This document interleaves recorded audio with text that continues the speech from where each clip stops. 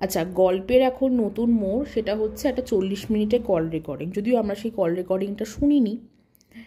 এবার প্রথমেই অনেকেরই অ্যালিগেশনস যে, বা অনেকেই নালিশ করছে, অনেকে বলছে যে উনি কেন কল রেকর্ডিংটা শোনালেন না ওনার লাইভে। তো প্রথমেই যে কথাটা উঠে আসছে বা অনেকেই বলেছে কমেন্ট সেকশনে, কেউ কেউ বলেছে আর কি, যে ওই কল রেকর্ডিংটা নাকি কোর্টে প্রোভাইড করা হবে অ্যাজ অ্যান এভিডেন্স। এবার যতদূর জানা গেছে সেটা হচ্ছে যে মানে ফোকলা যে অপোনেন্ট পার্টিকে ফোন করেছিল সেটাও প্রতিহিংসা পরায়ণ হয়ে ফোন করেছিল। ফোন করেও টিনার বিরুদ্ধে অনেক রকম কথা বলেছে এবং ও নাকি কোনো রকম কোনো এভিডেন্স দেয়নি, ও যা বলার মুখে বলেছে, ও নাকি সলিড কোনো এভিডেন্স দিতে পারেনি।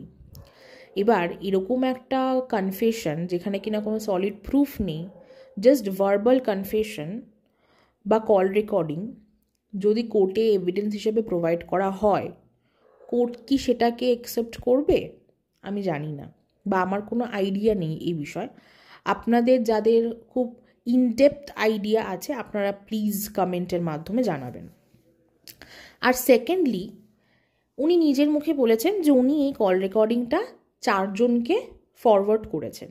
হ্যাঁ, এইবার উনি চাইছেন না যে তাদের কন্টেন্টে হস্তক্ষেপ হোক, বা উনি তাদের কন্টেন্টে হস্তক্ষেপ করতে চাইছেন না।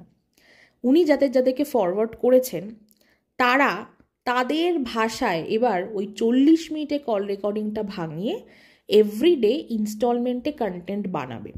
ঠিক আছে, যার যেরকম রুচি সে সেরকম রুচি নিয়েই তাদের মতো করে কন্টেন্ট বানাবে। যার অভ্যাস বা যার রুচি হচ্ছে সারাদিন গালাগালি দেওয়া, অফেন্সিভ কথা বলা, ঠিক আছে, সে সেভাবেই সেই কন্টেন্টগুলো বানাবে based on the voice record. আর যাদের রুচি খুব মানে টু সাম এক্সটেন্ট ভদ্র রুচি, ঠিক আছে, বা তারা হয়তো অতটা অফেন্সিভ হতে পারে না, তারা তাদের মতো করে ভিডিও বানাবে। কিন্তু এই 40 মিনিটের কল রেকর্ডিং ভাঙিয়ে এখন 4 জন কি 5 জন কন্টেন্ট ক্রিয়েটার, মানে কন্ট্রোভার্সি কন্টেন্ট ক্রিয়েটার ইনস্টলমেন্টে ভিডিও বানাবে। এবার সেই ভিডিও থেকেই আমরা জানতে পারবো যে কি কি বলা হয়েছে। ঠিক আছে, আর কিছু কিছু কথা তো আমরা ফোকলার যে ইনস্টাগ্রামের 2টো ভিডিও ছিল সেই ভিডিওতে ওর যে ভয়েস ও দিয়েছে সেখান থেকে আমরা বুঝতে পেরেছি বা শুনতে পেরেছি যে ও কী কী অ্যালিগেশনস দিয়েছে। জিম ইনস্ট্রাক্টরকে নিয়ে বলেছে, টাকা পয়সা নিয়ে বলেছে। এইবার আসি ফোকলার কথার সত্যতা।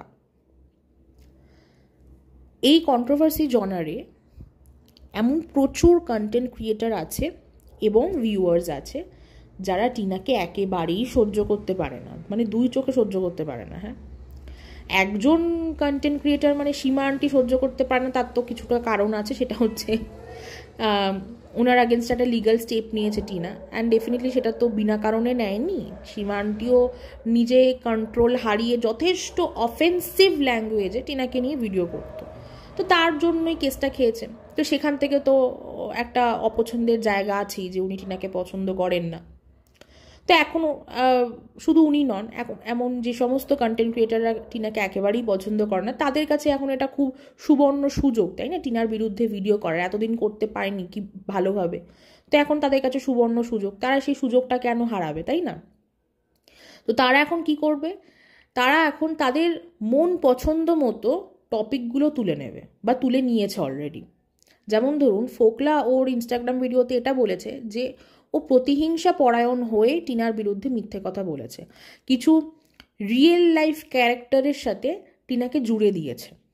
ঠিক আছে, এবার এই কথাটাকে বা ফোকলার এই কনফেশনটাকে কিন্তু কোনো রকমভাবে কনসিডার করা হবে না বা হচ্ছেও না। হ্যাঁ, ফোকলার কোন কোন কথাগুলোকে কনসিডার করা হচ্ছে, যে কথাগুলো ও টিনার বিরুদ্ধে বলেছে সেগুলোকে একমাত্র ধরা হচ্ছে, মানে ওই পার্টটুকুকেই কনসিডার করে বলা হচ্ছে ওটা সত্যি।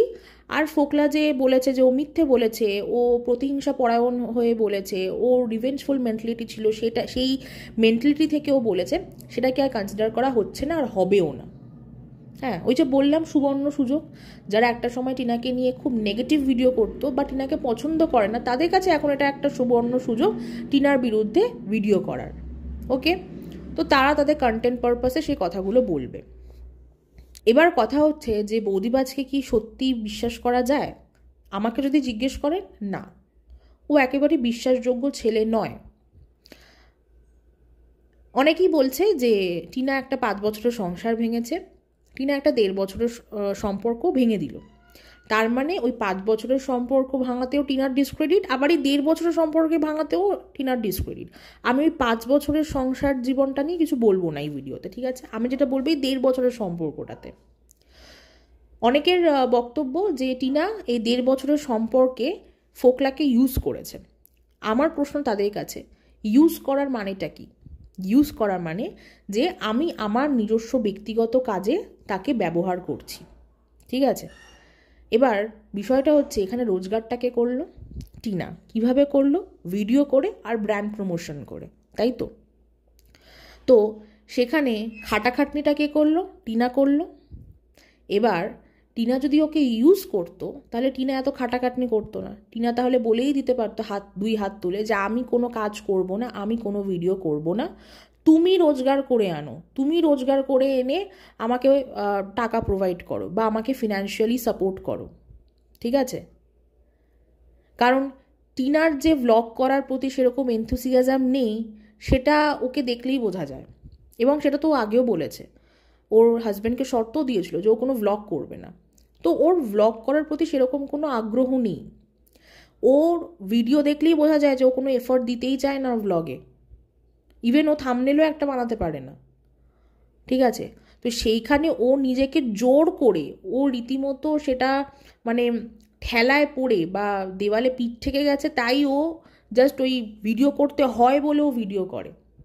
তাহলে কেন করলো? নিজের ইচ্ছার বিরুদ্ধে গিয়ে ও ভিডিও করে কেন রোজগারটা করলো? সেই রোজগারের টাকাটা কেন ফোকলাকে প্রত্যেক মাসে দিত বা ফোকলা চাইতো? কেন চাইতো যদি ও ফোকলাকে ইউজ করে থাকে?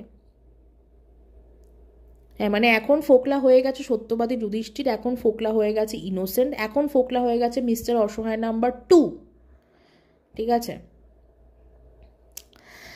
ওই যে বললাম, যারা যারা টিনাকে দুই চোখে সহ্য করতে পারে না, যে সমস্ত কন্টেন্ট ক্রিয়েটার এবং ভিউয়ার্স, তাদের কাছে এটা এখন সুবর্ণ সুযোগ টিনাকে নিয়ে নেগেটিভ ভিডিও করা বা নেগেটিভ কমেন্ট করা। সুতরাং এই সুযোগ তারা হাতছাড়া করবে না। তার জন্য যদি তাদেরকে মানে ফোকলার মতো ছেলেকে যদি সত্যবাদী যুধিষ্ঠির প্রমাণ করতে হয়, তারা সেটাই করবে। এইবার কথা হচ্ছে যে সম্পর্ক ভাঙার ডিসক্রেডিট। অনেকে বলছে যে টিনা সম্পর্ক টিকিয়ে রাখতে পারে না। হ্যাঁ, আমার তাদের কাছে একটা প্রশ্ন, ফোকলা তাহলে এই টিনার সাথে সম্পর্কে আসার আগে যে ওর 2-3টে সম্পর্ক ছিল সেগুলো কেন টিকিয়ে রাখতে পারলো না? আরশের ভিডিও থেকে তো এটাও জানা গিয়েছিল যে ওর যে বিবাহিত যে স্ত্রী ছিল আগে, ঠিক আছে, ও যে ম্যারিড ছিল অন্য একটা মেয়ের সাথে, সেইখানে ও পাবজি খেলার নাম করে নাকি অন্য মেয়ের সাথে চ্যাট করতো, অন্য মেয়েদের সাথে, ঠিক আছে? ইভেন ওর লাভ স্টোরি শুনেওছি আমরা অন্য আর একটা চ্যানেল থেকে। তো প্রশ্নটা হচ্ছে, ও তাহলে কেন ওর এর আগের সম্পর্কগুলো টেকাতে পারলো না? মানে ও এতটাই ইনোসেন্ট, তাই না? ও ইনোসেন্ট বলেও 3টে সম্পর্ক টেকাতে পারেনি, 2-3টে সম্পর্ক। বলতে হলে অনেক কিছু বলা যায়, হ্যাঁ। এবার সেখানে যদি প্রশ্ন করা হয়, সেই প্রশ্নের কোনো উত্তর আসে না আসলে, বা হয় না।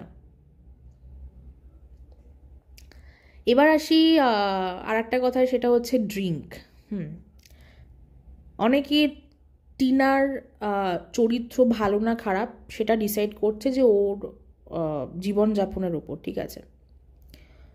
প্রথমত, ও রেগুলার ড্রিঙ্ক করে কি করে না সেটার কোনো চাক্ষুষ প্রমাণ আমি এখনও দেখতে পাইনি। হ্যাঁ, যদিও অকেশনাল ড্রিঙ্ক করে থাকে, মানে ধরুন মাসে 1বার বা মাসে 2বার, হ্যাঁ, ওর ফ্ল্যাটে নাকি আসর বসতো, ওই বকদাদা মানে সে বকদাদা আরও কিছু মানুষ মিলে নাকি ওর ফ্ল্যাটে নাকি আসর বসাতো, সেখানে নাকি অ্যালকোহল কনজিউম করা হতো, এবং একটা ব্র্যান্ডের নামও বলেছে, বাকাডি ভডকা। হ্যাঁ, এই হাউস পার্টি মানে ওকেশনাল যে হাউস পার্টি, মাসে 1বার কি 2বার হাউস পার্টি, সেখানে যদি কিছু লাইক মাইন্ডেড পিপল একসাথে বসে অ্যালকোহল কনজিউম করে, গল্প আড্ডা করে, হ্যাঁ, গল্প আড্ডার আসর বসায়, সেটাতে নোংরামির কিছু নেই, সেটা হতেই পারে, সেটা ভীষণই কমন। তার উপর বেস করে তার চরিত্র, কার চরিত্র খারাপ না ভালো সেটা ডিসাইড করা যায় না, ঠিক আছে? যদি রেগুলার অ্যালকোহল কনজামশন হয় তাহলে সেটা ডেফিনেটলি খারাপ, সেটা ভীষণই হার্মফুল। এবার ওই যে বললাম রেগুলার ও অ্যালকোহল কনজিউম করে কি করে না সেটার তো কোনো চাক্ষুষ প্রমাণ দেখিনি। আর ওকেশনালি যেটা বলা হচ্ছে যে ওকেশনালি সেবক দাদা আরও অনেকে মিলে নাকি আসর বসতো সেখানে, সেটা খারাপ কিছু না। হ্যাঁ, একটা ক্যাজুয়াল গল্প আড্ডা হচ্ছে, সেখানে যদি অ্যালকোহলও থাকে, হ্যাঁ, অ্যালকোহলের অ্যারেঞ্জমেন্ট থাকে, I don't find it very dirty, বা সেটাতে খারাপ কিছু আমি দেখছি না। এবার নোংরামির ডেফিনেশন এক একজনের কাছে এক এক রকম। কালকে একজনের কাছে আমি নোংরামির ডেফিনেশন শুনতে পেলাম, সেটা হচ্ছে যে কোনো মহিলার যদি অ্যাডাল্ট ছেলে মেয়ে থাকে তাহলে সেই মহিলা যদি সালোয়ার কামিজ পরে তাহলে সে নাকি নোংরা। হ্যাঁ, আবার একটা মেয়ে সে যদি রং খেলে সে নাকি নোংরা। সে যদি জিম করে তার জীবনযাপন উচ্ছৃঙ্খল। হ্যাঁ, এবার দেখুন তার কাছে উচ্ছৃঙ্খল জীবনযাপন, নোংরামের ডেফিনেশন হচ্ছে এইগুলো, ঠিক আছে? আবার কারোর কাছে নোংরামের ডেফিনেশন হচ্ছে যে বাড়িতে বন্ধুবান্ধব এনে হই হুল্লোড় করাটা হচ্ছে নোংরামি। কারোর কাছে আবার নোংরামি মানে বাড়িতে বন্ধু আসছে মানেই নোংরামি। হ্যাঁ, বাড়িতে বন্ধু আসবেই না, সে তুমি ঠান্ডা মাথায় বসে চায়ের আড্ডা বসাও, কি তুমি অ্যালকোহলের অ্যারেঞ্জমেন্ট রাখো, কি তুমি কোনো চা অ্যালকোহল কিছুই না, তুমি জাস্ট গল্প করছো, হই হুল্লোড় করছো, গান চালিয়ে যাই করো না কেন, বাড়িতে বন্ধু আসবে মানেই নোংরামি। আমি ছোটোবেলায় এরকম আমার প্রচুর বন্ধু বান্ধবদের মায়েদেরকে এটা বলতে শুনেছি, ঠিক আছে, যে বাড়িতে বন্ধু কেন আসবে, বাড়িতে বন্ধু বান্ধব আসা মানেই নোংরামি। হ্যাঁ, সুতরাং নোংরামির ডেফিনেশন এক একজনের কাছে এক এক রকম। হ্যাঁ, এবার তার উপর বেস করে সে কাউকে নোংরা বলতেই পারে, সে তার পার্সপেক্টিভে বলতেই পারে নোংরা, কিন্তু তার মানে এই নয় যে তাকে যারা নোংরা বলছে সে নোংরা হয়ে যাচ্ছে, বা সে যদি বলে যে তার জীবনযাপন উচ্ছৃঙ্খল, তার জীবনযাপন উচ্ছৃঙ্খল হয়ে যাচ্ছে, তাই না? আর একটা কথা, যদি সত্যি ওর জীবনযাপন উচ্ছৃঙ্খল হতো, ও যে ফ্ল্যাটে থাকে আমি যেটা দেখলাম, ঠিক আছে, মনে আমার মানে এটা আমার সিক্সথ সেন্স বলছে যে বসিরহাটের মতো ওরকম একটা ফ্ল্যাট, ঠিক আছে, সেখানে যে সে মানুষ থাকবে না। হ্যাঁ, একটু ভালো পরিবারের, হ্যাঁ, একটু শিক্ষিত পরিবারের মানুষজনেরাই ওখানে ফ্ল্যাট কিনে থাকবে। তো যদি ওর উচ্ছৃঙ্খল সেরকম উচ্ছৃঙ্খল জীবনযাপন যদি ওর হতো, তাহলে কি ওকে এই ফ্ল্যাটে এতদিন রাখতো? তাহলে তো এতদিনে নালিশ টালিশ হয়ে কমপ্লেন করে এতদিনে বিদায় করে দিত। এইওয়েজ, এখন অনেক কথাই বলবে, আপনারা যারা টিনাকে পছন্দ করেন না তারা অবশ্যই বলুন। হ্যাঁ, আর যারা টিনাকে পছন্দ করেন তারা এমন কোনো ভিডিও দেখবেন না যেটা দেখলে আপনাদের বিপি হাই হয়ে যায়, বা আপনাদের কি বলবো, আপনাদের পছন্দ হচ্ছে না এমন কোনো ভিডিও দেখবেন না। কি দরকার এরকম ভিডিও দেখে যেটা কিনা দেখলে আপনারা ডিস্টার্বড ফিল করবেন? আমি তো এমন প্রচুর কন্ট্রোভার্সি ক্রিয়েটার আছে যাদের ভিডিও আমি দেখি না। হ্যাঁ, মানে কখনো কখনো কোনো ধরুন খুব বিশাল কিছু এমন স্টেটমেন্ট পাস করলো যেটা নিয়ে চারিদিকে হইচই হয়ে মেচে গেছে, তখন আমি হয়তো দেখতে যাই। তাছাড়া আমি সচরাচর কিছু সিলেক্টিভ কন্ট্রোভার্সি ক্রিয়েটার আছে যাদের ভিডিও আমি একেবারেই দেখি না, কারণ আমার পছন্দ হয় না তাদের কথাবার্তা। হ্যাঁ, তাদের কথায় কি বলে, কখন কি বলে কিছু বোঝা যায় না, তো আমি দেখি না। As simple as this. এইবার আসি আর একটা কথা, সেটা হচ্ছে প্রেম। যে টিনা নাকি অন্য একটা সম্পর্কে গেছে, হ্যাঁ, বা অন্য একটা সম্পর্কে আবার জড়িয়েছে। এবার দেখুন, টিনা যখন ও শ্বশুরবাড়ি থেকে বেরোনোর পর ও যখন নিজের কনফেস করলো ওর কমিউনিটি পোস্টে যে ও একটা ছেলেকে ভালোবাসে এবং তার নাম হচ্ছে এই বৌদিবাজ, ঠিক আছে, তো সেখানেও টিনা নিজে কনফেস করেছে, তাই তো। এবার ও কোন সিচুয়েশনের বেসিসে কনফেস করেছে, কারোর চাপে নাকি, সেটা that's not my lookout. ও কনফেস করেছে, দ্যাটস ইট। ও বলেছে যে ও সম্পর্কে আছে। তারপরে ও ভ্যালেন্টাইন্স ডে সেলিব্রেট করেছে, তারপরে ও নিজের মুখে বলেছে, ও যখন ডিভোর্সের পেপার রেডি করছিল তখন ও নিজের মুখে বলেছে যে ওর পাশে ওর ভালোবাসার মানুষটা আছে, ঠিক আছে। তো আর তার বাইরেও ওর ভিডিওর মাধ্যমে বলুন বা আরও এদিক ওদিক থেকে এমন প্রচুর এভিডেন্স উঠে এসেছে যেখান থেকে প্রমাণিত হয়েছে যে she is in a relationship. তো সেটা তো কেউ ডিনাই করতে পারবে না। সিমিলারলি মিস্টার অসহায় বা আমাদের জিরো আলমের যেরকম ওই আসানসোল বাড়ির ঘটনাটা, সেখানে আমাদের কাছে কিছু এভিডেন্স উঠে এসেছিল, ঠিক আছে। তো সেখান থেকে আমরা একটা জিনিস বুঝতে পারলাম যে জিরো আলম কয়েকদিনের জন্য হলেও একটা শর্ট টার্ম রিলেশনশিপে সে ছিল সে আসানসোল বাড়ির সাথে, ঠিক আছে। এইবার আসি জিমি ম্যাডামের বিষয়। জিমি ম্যাডামের প্রচুর ঝুড়ি এভিডেন্স আমরা ওই চ্যানেলেও দেখতে পেয়েছি। জিমি ম্যাডাম নিজেও বলেছে, ঠিক আছে, যে সে কথা বলে, সে ভিডিও এডিটিং শিখেছে। জিমি ম্যাডামের প্রেজেন্স ওই ভ্লগিং চ্যানেলে দেখা গেছে, হ্যাঁ, তার গলার ভয়েস শোনা গেছে। সুতরাং সেখান থেকেও প্রমাণিত যে they both are in a relationship. এইবার এই ক্ষেত্রে টিনাকে যে ছেলেটার সাথে জড়িয়ে দেওয়া হচ্ছে বা বলা হচ্ছে যে দে আর ইন আ রিলেশনশিপ, সেটা এখন এই মুহূর্তে দাঁড়িয়ে তো স্টেটমেন্ট পাস করা পসিবল নয়, বা যদি কেউ স্টেটমেন্ট পাস করে থাকে তাহলে সেটা ভীষণই ইললজিক্যাল। তার কারণ আমরা এখনো পর্যন্ত সেরকম কোনো এভিডেন্স দেখিনি, বা সেই ছেলেটার কোনো রকম প্রেজেন্স না তো ওর ভ্লগে দেখেছি, না তো ওর চ্যানেল বা ওর সোশ্যাল মিডিয়ার কোথাও সেরকমভাবে কোনো প্রেজেন্স দেখেছে যেখান থেকে বলা যেতে পারে যে দে আর ইন এ রিলেশনশিপ, বা ওদের একসাথে কোনো ছবিও দেখিনি বা কোনো ভিডিও ক্লিপিংও দেখিনি, কিছুই দেখিনি। জাস্ট একটা লাভ রিয়াক্ট, ওর জিম ইনস্ট্রাক্টরের একটা ছবিতে একটা লাভ রিয়াক্ট করেছে ফেসবুকে। বেসিস অন দ্যাট তো বলে দেওয়া যায় না যে দে আর ইন এ রিলেশনশিপ। আমরা অন আ রেগুলার বেসিস যখন ইনস্টাগ্রাম সার্ফ করি, করতে করতে তো এমন প্রচুর মানুষের ছবিতে আমরা রিয়্যাক্ট করি, ঠিক আছে। বা ফেসবুকে যাদের সাথে আমাদের পরিচয় আছে, তাদের কোনো ছবি যদি ভালো লাগে, ঠিক আছে, তাদের ছবিতে আমরা লাভ রিয়াক্ট করতেই পারি, ওয়াও রিয়াক্ট করতেই পারি, ঠিক আছে, বা কেয়ার রিয়াক্ট করতেই পারি। তার মানে যে সম্পর্ক আছে সেটা তো বলা যায় না। সম্পর্ক আছে এটা প্রমাণ করতে গেলে তো কিছু সার্টেন সলিড এভিডেন্সেস লাগে, সেই এভিডেন্সেসগুলো এখনও আসেনি। সুতরাং এখনই বলা যাবে না যে দে আর ইন আ রিলেশনশিপ, ঠিক আছে। ওই যে বললাম, যারা টিনাকে একেবারেই সহ্য করতে পারে না তাদের কাছে এটা এখন সুবর্ণ সুযোগ, তো তারা এখন সেই সুযোগটাকে ইউটিলাইজ করুক। এর আগেও তো করেছে, এখন সুযোগটা পেয়েছে, সেই ইউটিলাইজ করুক। তাদের এখন প্রচুর মজা নিক, তাই না? এবার ভবিষ্যতে যখন সলিড এভিডেন্সেস উঠে আসবে তখন তো সেটা নিয়ে আরও জোরদার কন্ট্রোভার্সি হবে, তাই না?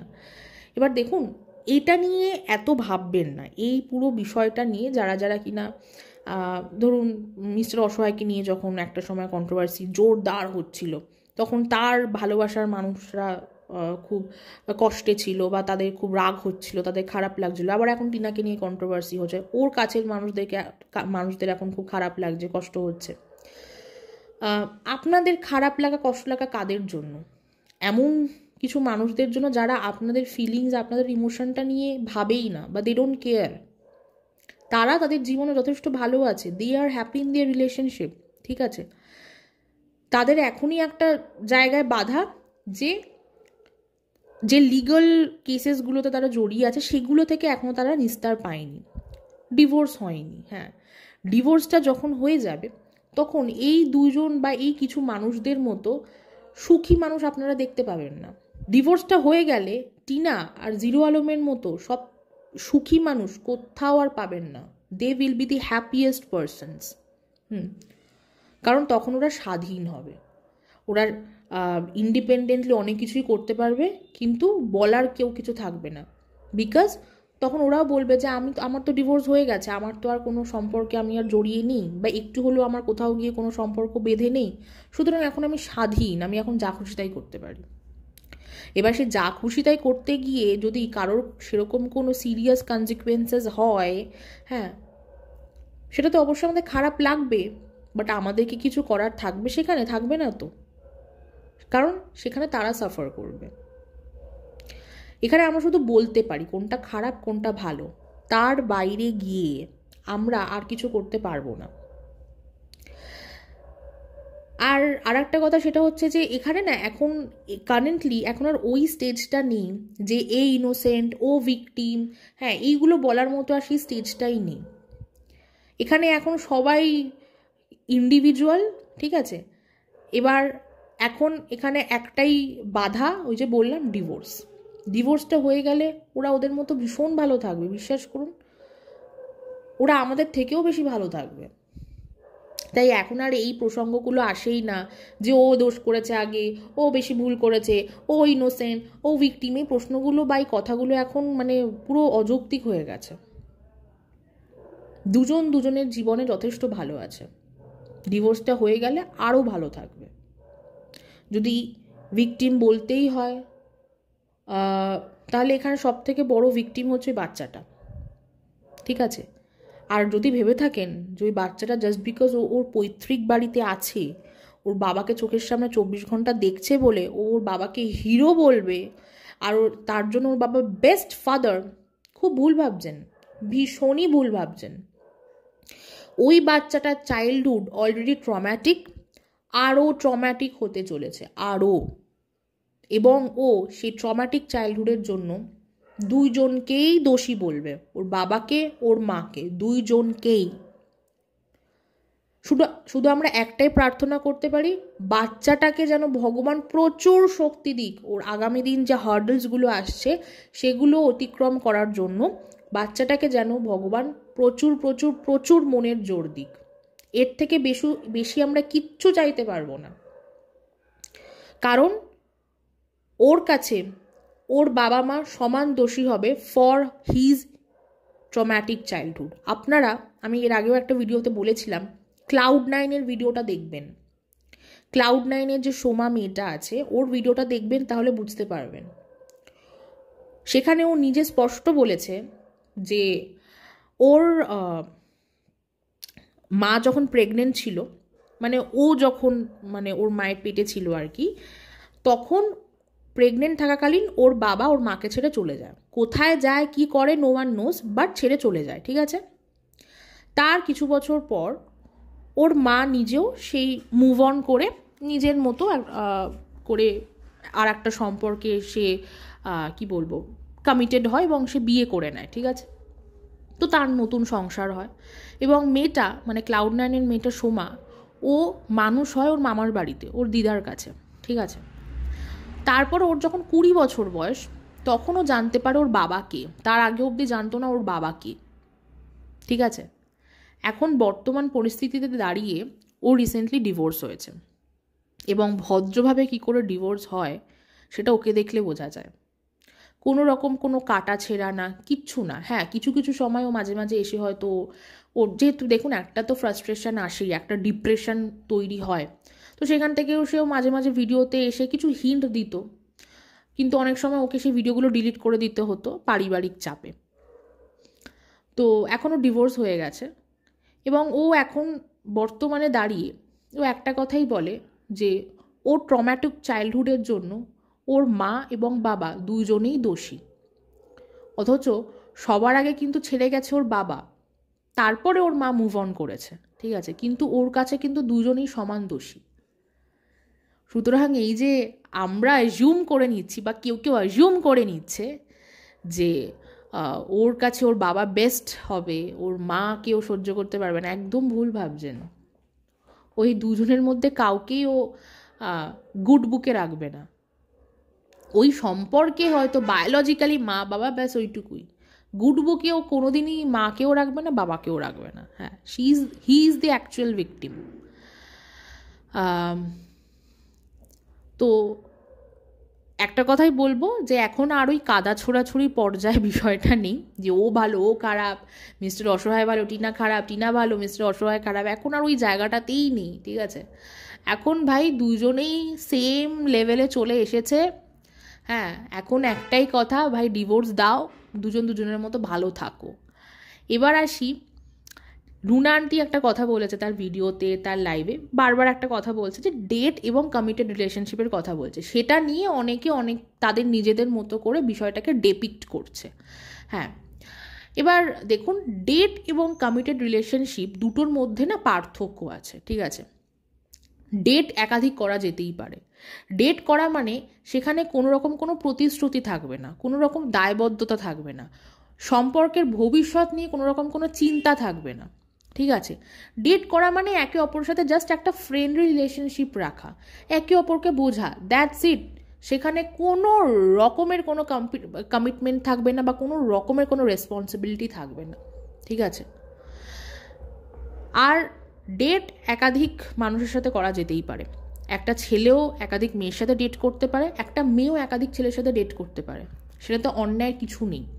ফ্রেন্ডলি রিলেশনশিপ রাখা, একাধিক ফ্রেন্ডলি রিলেশনশিপ রাখা ইজ নট ব্যাড, ঠিক আছে। ফ্লার্ট করাটা ইজ ডেফিনেটলি ব্যাড। যদি ফ্লার্ট করে কেউ একাধিক ছেলে বা মেয়ের সাথে, সেটা ডেফিনেটলি খারাপ, কিন্তু ডেট করা বা ফ্রেন্ডলি রিলেশনশিপ মেনটেন করাটা মোটেই খারাপ জিনিস নয়, হ্যাঁ। আর কমিটেড